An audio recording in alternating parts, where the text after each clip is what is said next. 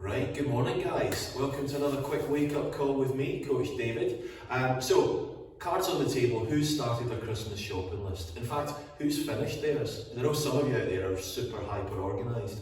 I'm a little bit behind the curve and I'm going to have to catch up quickly.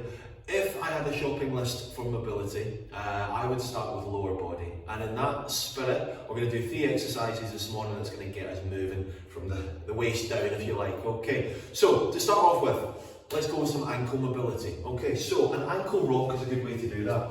A kneeling position can be really, really helpful because it just takes the pressure off and you can just focus on getting your ankle moving. So what we're going to do is have about 90 degrees in the knee, 90 degrees in the ankle to start with. Back knee has got the pressure on the floor. We're going to lean forward while keeping that heel planted on the floor. Now that's really important because that's what's going to allow that stretch to occur in the back of the calf, the Achilles tendon and all the structures of the ankle. Okay, that's typically what's tight. So if we can stretch that by leaning forward and let that knee project even beyond the toe, that's okay because we're not loading up this joint with anything like full body weight. So we're just going to go forwards and back for 10.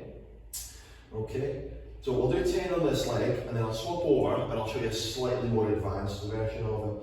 So even just doing this a couple of times a week, or God, if you can find the time a couple of times a day, would really make a difference in terms of giving you those nice, supple ankles that we all crave when it comes to getting good depth of squat, good deadlift form, all that good stuff. Okay, 9 and 10, there we go. Okay, so we're going to swap over, like I say, slightly more advanced versions to let that knee up off the floor. Okay, now all of a sudden the muscles are tensed, you've got a little bit more work going on. It's a bit more important not to let that knee go too far forward, but we're still doing the same kind of movement back and forth. Okay, so we've got the quads working now a little bit because they're stabilising and holding our body upright. Okay, so still go for 10 on each side. Make sure you've mastered the first version before you start giving this a whirl. A little bit more challenging. 9 and 10. There we go. Okay, so next we're going to move up the body, we're going to into the hips. So what we're going to do is have a standing kneeling, if you like, this upright position. We're going to bring one foot up and then bring it out to the side. Okay, so that should be a right angle from the body facing forward. We're going to get our hand on the inside of that knee, okay, with straight arm. Try and keep the chest facing forward. We're going to slowly slide out to the side. Okay, this is a half kneeling side stretch. And get right into there, right into the tight area of the groin and giving all those good ligaments a bit of a stretch out. Just take your time, just a gentle bounce in and out of it. Doesn't have to be super extensive, certainly not to start with. But you should really feel that tension there begin to dissipate as we go 10 on one side, followed by 10 on the other.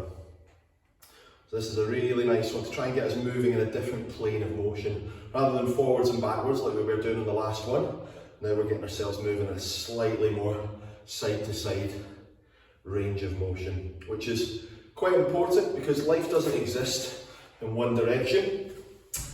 More often than not, we're moving in a variety of different directions at the same time. And having you limber and able to move in those directions is super important. That's what mobility is all about. Okay. So if you are a little bit tight in the groin, you might even feel this a little bit in the back of the glute, around the back side there. It's not unusual as you feel your body start to move out of that usual alignment. Okay. Last but not least, we're going to move up now to the lower back. Okay, so this is quite a familiar exercise for many of you, but it's by far the most popular. People tell me all the time you can do this all day.